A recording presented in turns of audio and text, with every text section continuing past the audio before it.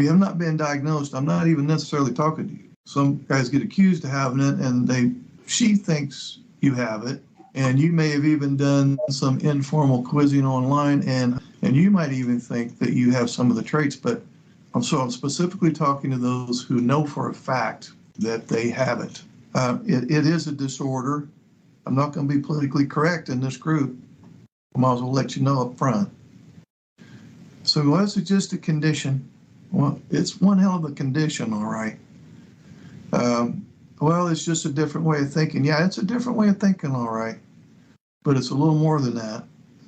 It is, I'm not sure which angle to come at it from because there's so many ways to describe it. One way to describe it would be it's a disorder of emotional literacy and social skills.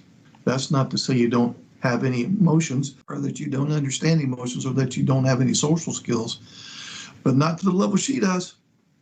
She's way up here with social and emotional intelligence. You're not up there. She's way up here with social and emotional skills. That's not you. She's up here with social and emotional needs. She has all this intelligence and skills. She's going to have a bunch of needs. You could go all year and not talk about feelings. One angle to come at it is the emotional brain is not fully developed, quite honestly. By the way, I'm not being critical. I'm not being sarcastic. There's nothing to be ashamed of here because your logical side is your saving grace 95% of the time. Sometimes you're overly logical. Overly logical brain is an overthinking brain, which means he will get stuck on one detail, hyper-focused on one aspect, have a hard time seeing the big picture. But the other 95% of the time, your logic is, in many cases, exceeds a neurotypical male. And the same can be said about IQ. Most of you in here are probably smarter than me. So there's SQ, social quotient, there's EQ, emotional quotient, there's IQ, intellectual. We could also say LQ, logical quotient. So you're high in IQ and LQ, low in SQ and EQ. That simplifies it right there. I know it's a gross oversimplification. And you pass for a neurotypical in almost all cases except one, her. Because she's riddled with social and emotional nuances, and that's your weak spot. She is full of emotional intricacies, and you have to be firing on all 8 cylinders with your EQ and SQ and dealing with her. You probably don't have 8 cylinders. And she has accused you of what?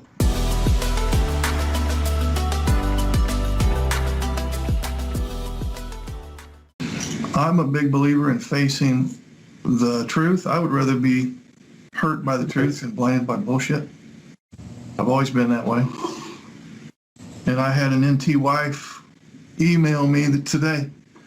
Says, well, you could use neurodiverse instead of autism spectrum disorder because, these guys are sensitive, and I think that, my husband is real sensitive, and he doesn't want to, admit that he might have this disorder, and so you've heard of this term, right? Neurodiverse, and it's a politically correct term, and it would, be a little more sensitive.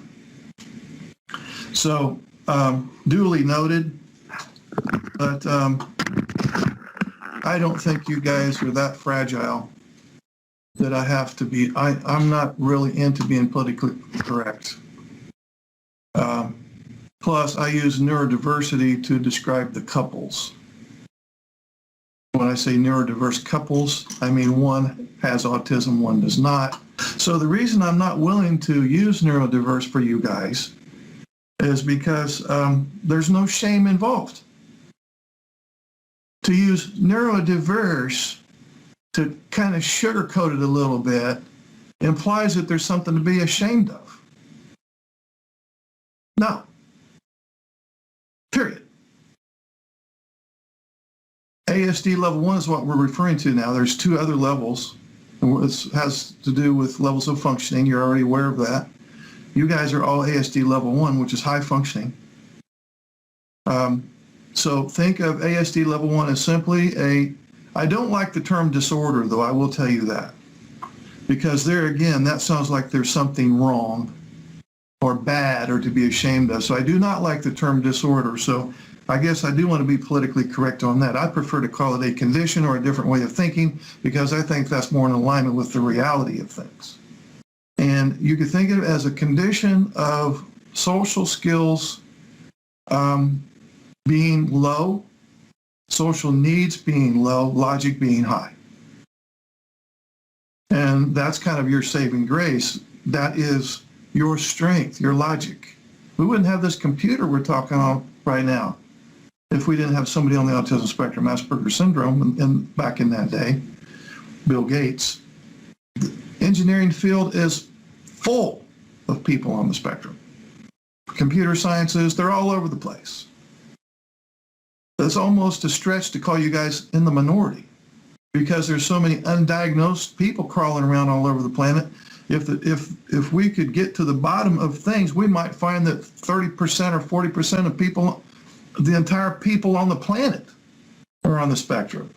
That sounds like a bizarre exaggeration. It's not, because there's a lot of people that have these traits, but nobody has put two and two together yet and or done some research and thought, hey, maybe you have this thing called ASD level 1.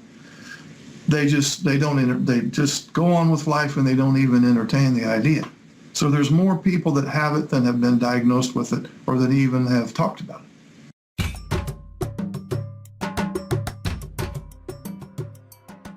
it. So what's going on here, guys, is, and this sounds a little accusatory, but it's not meant to be. Because of some of the social and emotional challenges that you haven't met a lot of her expectations or her desire for the emotional reciprocity to the degree that she wants. And it's a little bit like a cancer has developed in the relationship.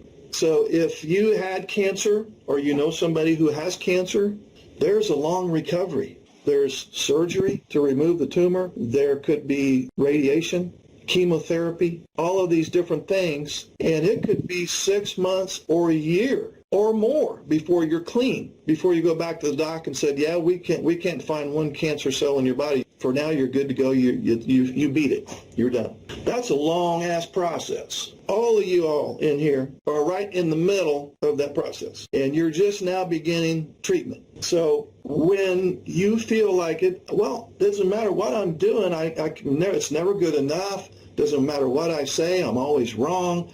I'm using these strategies that I learned, and it doesn't feel like things are getting better.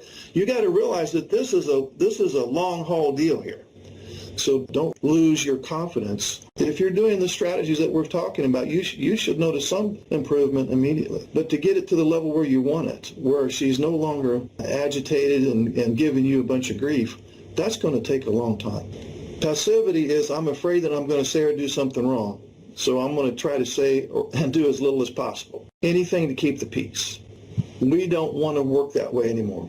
Aggressiveness would be, she's upset with me, she's nagging me, this makes me very anxious, and now my anxiety is coming out as anger and rage. We don't want that anymore. So we're trying to get into the middle, and that's going to be assertiveness. What she wants more than anything from you is to be empathic, but empathy is incompatible with shutdowns and or meltdowns. Let me repeat this. She's wanting empathy from you, and you're not going to be able to deliver if you're jumping back and forth between passivity and aggressive. So you have to be assertive before you can practice empathy. So APV, don't forget that little acronym right there. Active listening is the A part, and that involves looking in her direction, nodding as she is talking, and also, I should have put this first, you stop what you're doing. So the active listening piece, you stop what you're doing, get off the computer, put your phone down, whatever you're doing, you stop that. You look in her direction, and you nod as she talks. So that's A. The next one was P, which is for paraphrase, and paraphrase simply means repeat in your words. You're going to repeat what she said briefly in summary fashion using your words. And the reason that the paraphrasing piece is important is because sometimes, I'm not necessarily accusing anybody in here of doing this, but sometimes you gave perhaps gave her the illusion that you were listening. And later on, she found out that you really weren't listening and that you didn't get it. So if you paraphrase back using your words what she said, that by default means you must have gotten the message, because you wouldn't be able to run it through your filter if you hadn't got the message. Now, if you say, well, honey, what I hear you saying is blah, blah, blah, blah, and she goes, no, that's not what I'm saying, then you can ask her to, well, would you mind rewording that then so I can get it? And then she can reword it, and then you can paraphrase it again. And then she'll go, yeah, that's what I mean. So that's the P in APV. And then there's the validation, which simply means I respect, I understand.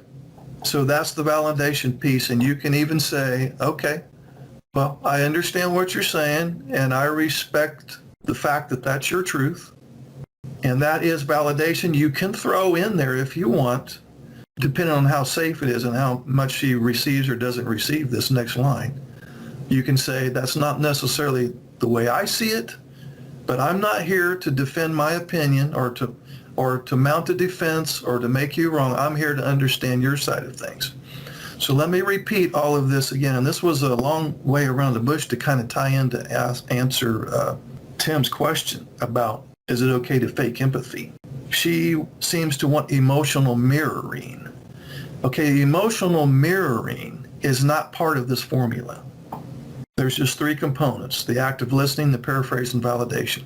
So I'm going to summarize this. Emotional mirroring is not in here, but it doesn't matter, because this still is, she wants emotional reciprocity. So if you do APV, she's getting emotional reciprocity, and you don't have to fake it. So she's talking, you're going to stop what you're doing, you're going to look in her direction and nod. That's the active listening. Then you're going to paraphrase back what she said using your words. The reason that's important, because now she will know that A, he listened to me, and B, he understood what I said because he just used his words to say what I said. You wouldn't be able to do that if you didn't get it. And then thirdly, there's validation, and that is, okay, honey, I understand what you're saying, and I respect that that's your perspective on it. That's not necessarily how I see it, but I'm not here to defend my opinion. I'm here to understand your opinion on it. That is validation. And this APV business is by default a very staunch form of empathy. She wants emotional reciprocity, she being the NT wife, neurotypical. But in pretty much all cases, and I work with men only, women only, groups of couples only. I have all the demographics covered, all the bases covered. And in almost all cases, the NT wife's approach to try to get you to be emotionally reciprocal ends up raising your anxiety such that you want to just disconnect from her, purely for anxiety reduction purposes, which yields the opposite result of what she's trying to do. And I'm not trying to blame anybody, but I will go on record as saying that her method of getting you to be a team player and getting you to connect and be more empathic and affectionate, her method of going about that has in too many cases driven you away, which makes, not to blame her, I mean, you have your share, you're contributing to the issues as well, but when you pull away, and in many cases, I got to tell you guys, in many cases, she has become his number one source of anxiety. She's come that far up in status as she is now my number one source of anxiety. I mean, I'm not saying that connecting with her is not important to you. It's not what I'm saying. I'm saying her need for the connection is more important to her than it is you. And if she were here, she would say, you don't provide enough emotional reciprocity, that you don't listen. I'm just going to make some things up that you've probably heard. You don't listen, you don't empathize, you don't validate me, and so on and so on. You've probably heard it all many times before. And so if this has gone on for years and years and years, you may have experienced this too. She is super resentful and angry, and maybe even at some level revengeful. And so what has happened and I'm not blaming you guys. You're wired the way that you're wired. There's nothing wrong with you. It is what it is. But by virtue of your supposed lack of empathy and her heightened resentment, we're going to call that a cancer in the relationship. So you guys, most of you are experiencing a relationship cancer right now, and you're in the middle. You've just begun treatment last week. Last Wednesday, you just began treatment. And so the whole point of this conversation is that you can, as much as I almost hate to say it, because it sounds kind of disconcerting at some level, you guys are in for the long haul. You have to be in for the long haul. This is not something we're going to resolve in a few weeks of meeting here. You're going to have to apply the assignments that we talk about. You're going to have to be consistent with it. And she is going to have to see some significant change. There's actually going to be three things. It's going to have to be significant change. In other words, something that really stands out in her attention. It's going to have to be consistent change. In other words, change that remains consistent over time. And with those two things, a fairly radical change that she views, consistent over time, then and only then will she begin to reduce her resentment level. Right now, it's most likely that many of you guys are experiencing the thing where her heart is cold as ice. And she probably has lost trust. She's probably given up hope in some cases. And she's also probably reluctant to give you the benefit of the doubt so early, even if she does witness some significant change, because if she were here, she would say, well, I know there's been times before when he's changed, supposedly changed, but it never lasted very long. And, it was just a matter of time before he went back to his old ways. So even if she saw some consistent change in you, a significant change in your empathy level, we'll say, she still wouldn't be necessarily willing to acknowledge it, because she would be concerned that if I start having hope again and he lets me down again, I'm not sure I can handle it.